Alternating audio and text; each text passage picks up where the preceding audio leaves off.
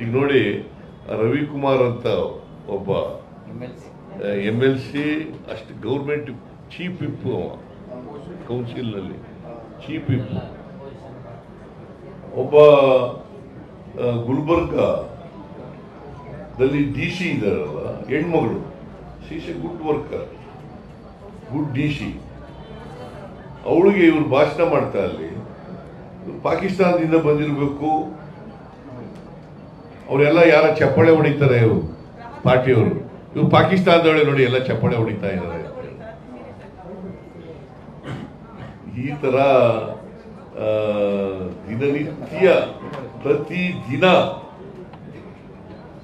ಸಮಾಜದಲ್ಲಿ ಸುಳ್ಳು ಹೇಳೋದು, ಗೊಂದಲಗಳನ್ನು ನಿರ್ಮಾಣ ಮಾಡೋದು, ಶಾಂತಿಯನ್ನು ಹಾಳು ಮಾಡ್ತಕ್ಕಂಥದ್ದು, ಅಹಿಂಸೆ ಹಾಳು ಮಾಡ್ತಕ್ಕಂಥದ್ದು, ಬರೀ ಹಿಂಸೆ, ಅವ್ರಿಗೆ ಗೊತ್ತಿರೋದೇ ಬರೀ ಹಿಂಸೆ.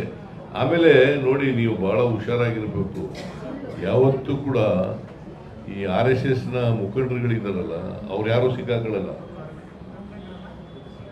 ಪಾಪ. ಆ BJPನಲ್ಲಿ ಇದ್ದಾರಲ್ಲ ಹಿಂದುಳಿದವರು, ದಲಿತರು, ಅವ್ರನ್ನೇ ಸಿಕ್ಕಿಸ್ಬಿಡ್ತಾರೆ, ಅವ್ರ ಮೇಲೆ ಕೇಸ್ ಹಾಕ್ಸೋದು, ಆಮೇಲೆ ಇವರೇ ಹೋಗಿ ಜೈಲಿಂದ ಕರ್ಕೊಂಬರೋದು ಅವ್ರನ್ನ. ಬಹಳ ಬುದ್ಧಿವಂತಿಕೆ ಮಾಡ್ತಾರೆ. ಏನಮ್ಮ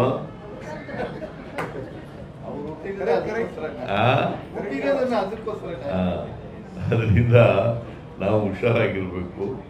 ನಾವು ಈ ದೇಶ ಏನಾದರೂ ಈ ದೇಶ ಉಳಿದಿದ್ರೆ, ಈ ದೇಶಕ್ಕೆ ಸ್ವಾತಂತ್ರ್ಯ ಬಂದಿದ್ರೆ ಅದಕ್ಕೆ